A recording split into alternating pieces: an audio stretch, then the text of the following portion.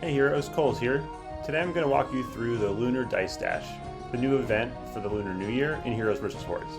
In this guide, I'm going to go over 4 things. Number 1, how the event works and why it's mostly about luck. Number 2, the one optimization you can make to maximize your rewards. Number 3, the best items from the exchange. And number 4, if you want to spend real money, what I think it's best to spend it on. Alright, let's get rolling. The Lunar Dice Dash is a quest-based event, which is great, which means that you can put in the time and put in the runs in order to get the currency. Quick guide. So what happens is you roll dice and move across the board. You can sometimes get magic dice, which lets you select a certain number. If you land on items, they get added to your treasury, which is like a little box in the dice dash. And then if you get around the board and cross go, kind of like in Monopoly, you get rewarded with those rewards. You get to keep them. And then you can exchange, if you land on the certain gold tokens, you can exchange those for additional prizes. The Snake Emperor is the big prize here. It's the new hero for the event. And they also have Jade eggs, which are the eggs specific to the event that usually contain a specific special pet.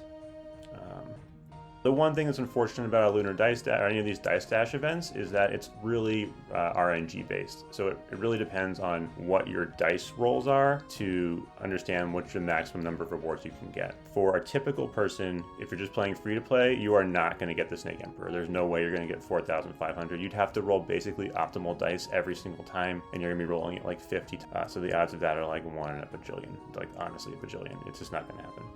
So you're going to have to pay if you want the Snake Emperor from this event. That being said, it is quest-based, which means that you can still get a solid amount of resources from playing. And so the general gist of it, I'll walk you through that really quick, is honestly just roll the dice. You want to get high dice rolls.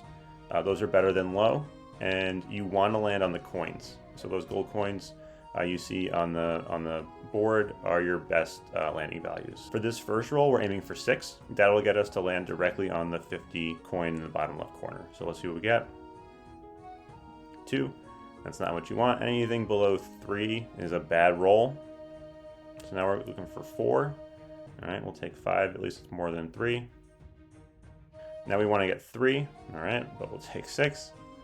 And you can see now, so if we stop and look at the treasury, so after 3 rolls, I've landed on the energy, the money, and the runes. And they were added to the treasury, what we talked about earlier. So when I get back all the way to that checkered board at the bottom right is when I will get all of the stuff for the treasury. Hopefully I can get there on this set of rolls. I went ahead and did the quest for the day. We'll get to those in a second. So I had like 6 dice rolls ready to go. So at this point, I'm looking for 3. That 200 gold coin one in the middle is the best thing you can get on the board. So let's hopefully for 3. 1 is not great. 6 is good. Would have taken a 2 there, honestly, but we'll take a 6 there because it's a big number, right? So big numbers are better than small numbers because let you get around the board. And you can see now that I haven't hit any gold coins on my first 6 spins. It is impossible for me to get the Dragon Emperor now playing free to play. It's just, I'm not going to be able to go around this board enough to get him over the next 6 days. So 2 is great. So that gets me my first gold coin. And hopefully I can get 4 or higher. It's not gonna, the odds aren't in my favor. All right, that's kind of lame. Right after 1, 2, 3, 6 spins, I'm 3/4 of the way around. I have not actually gotten anything from this event yet until I cross that checkered line. So if I stop playing, I wouldn't get any of it. The 2 interesting things here to note are I picked up some dice spins. I got those right now. Those are great. They let you just spin more as you go through the event. Over here, I'll highlight it, is the gold dice. So you can see that on the left-hand side, and it's also the prize for spinning 75 times up top. That lets you choose the exact number for your spin. So I don't have any magic dice right now, but it lets you just basically pick what you want the next dice roll to be.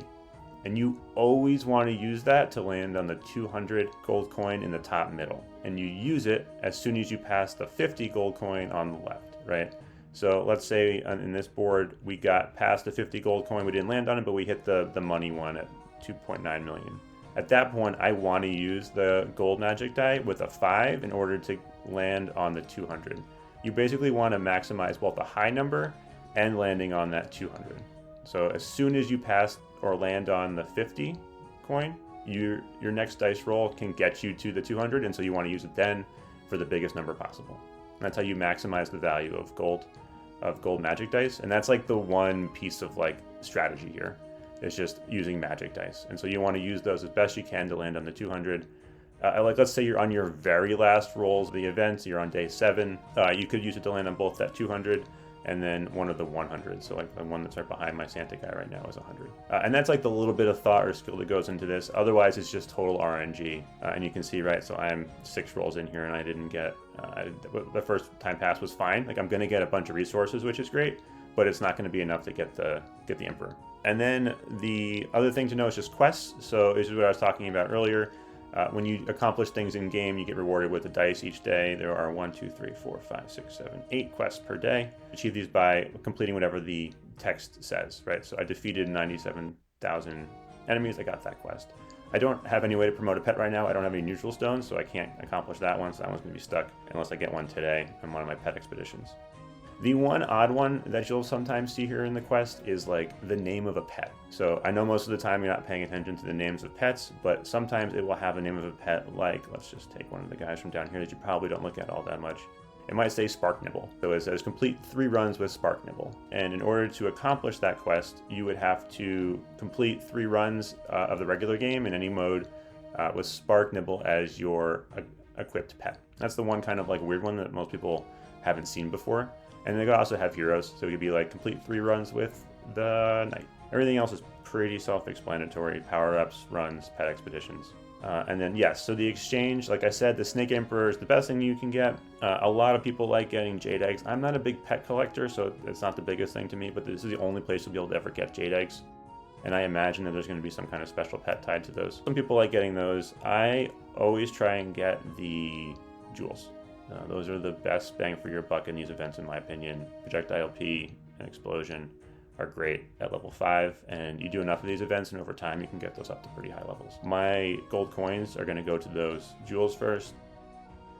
And then in the past, I usually would do gold keys or these spell books. Spell books are kind of hard to get. Gold keys you can get from just playing more, but spell books are kind of hard to get. So those are like a viable option if you need spell books, or eggs. So like enchanted eggs. If you like pets, like eggs are a good buy here. But the jewels at the bottom are probably the most important, best bang for your buck. Star Biscuit, you might not know what this one is. This lets you evolve a pet instead of sacrificing one of your 1-star pets. You can use a biscuit instead. So that's also a pretty good value. It's expensive. 1,700 gold coins is very expensive, right? That's like the equivalent of all 3 jewels plus some. So know that, but it lets you not have to sacrifice a pet if you don't have time to run bonus expeditions. And then, of course, you can pay real money for dice rolls and for coins. Honestly, if I would not buy this like $99.99 one that has 50 rolls. That's too much of a crapshoot. You want to buy the ones that are just the straight gold coins. So that 4,500 one, if you want to get make sure that you get the hero, that's what you want to get. Or if you get really lucky and you end up getting like 3,500 gold coins, the $30 one for the 100 gold coins could be worth it. But I would not buy additional dice rolls. I don't think that's a good value because it's just like you just saw with my first set here.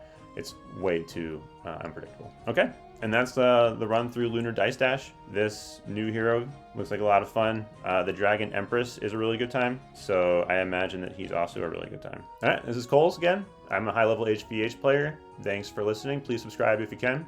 And remember, always do your adventures.